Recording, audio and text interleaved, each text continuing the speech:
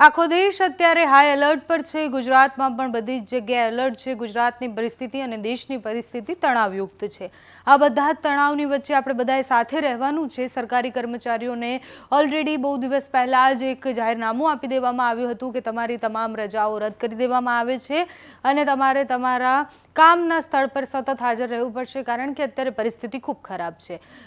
બીજો સવાલ એ થતો હતો કે જો સરકારી કર્મચારીઓને જો સતત હાજર રહેવાનું છે તો પછી જે સરકારી પરીક્ષાઓ લેવાવાની છે, જીપીએસસીની હોય કે ગૌણ સેવા પસંદગી મંડળની હોય, રવિવારે પરીક્ષા છે અને એ પરીક્ષાઓ લેવાશે કે કેમ? આ પરિસ્થિતિ વચ્ચે પરીક્ષાઓ લેવાવી એ ખૂબ અઘરી બનતી હોય છે। વિદ્યાર્થીઓના મનમાં એ પ્રશ્ન હતો, એ પ્રશ્નનો જવાબ આજે મળી ગયો। જીપીએસસીએ હસમુખ પટેલે એક ટ્વીટ કરી કે જીપીએસસીની પરીક્ષા લેવાવાની છે અને પછી બધા જ વિદ્યાર્થીઓને શાંતિ થઈ કે ચલો અંતે પરીક્ષા લેવાશે। પણ જે સરકારી કર્મચારીઓ છે, જે સરકારી કર્મચારી છે અને રજાઓ તો રદ થઈ ગઈ છે, તો એ પરીક્ષા કેવી રીતના આપશે?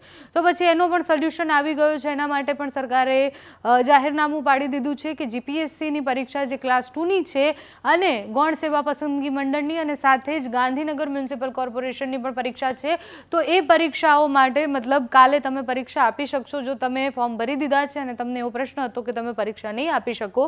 ટ્વીટ કરીને જાહેરાત કરી છે કે આવતીકાલે જીપીએસસી અને ગુજરાત ગૌણ સેવા પસંદગી મંડળ દ્વારા યોજાનારી પરીક્ષાઓમાં ઉમેદવારી નોંધાવેલ હોય તેવા સરકારી કર્મચારીઓને પૂર્વ મંજૂરીથી મુખ્ય મથક છોડવા અને પરીક્ષાઓમાં હાજર રહેવા સંબંધિત ખાતા કચેરીના વડા દ્વારા મંજૂરી આપવા સામાન્ય વહીવટ વિભાગ દ્વારા જણાવવામાં આવ્યું છે।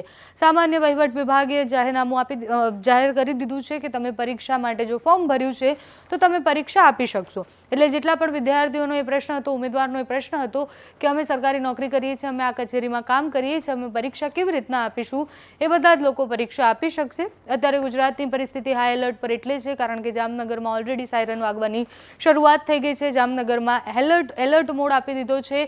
કચ્છમાંથી વહેલી સવારથી સતત ડ્રોન અને મિસાઇલોના વિડીયો સામે આવી રહ્યા છે, ત્યાંથી એ તૂટેલા ડ્રોન અને મિસાઇલો મળી છે। બનાસકાંઠામાં પણ 10 થી 12 જેટલા રોકેટ ઉડ્યા હોય એવા સમાચાર પણ ગઈકાલે આવ્યા હતા। એટલે ધીરે ધીરે જે રીતના ઉપરથી લઈને નીચે એટલે જમ્મુ કાશ્મીરથી લઈને ગુજરાતની બોર્ડર છે, બધી જ જગ્યાએ તણાવભરી પરિસ્થિતિ છે।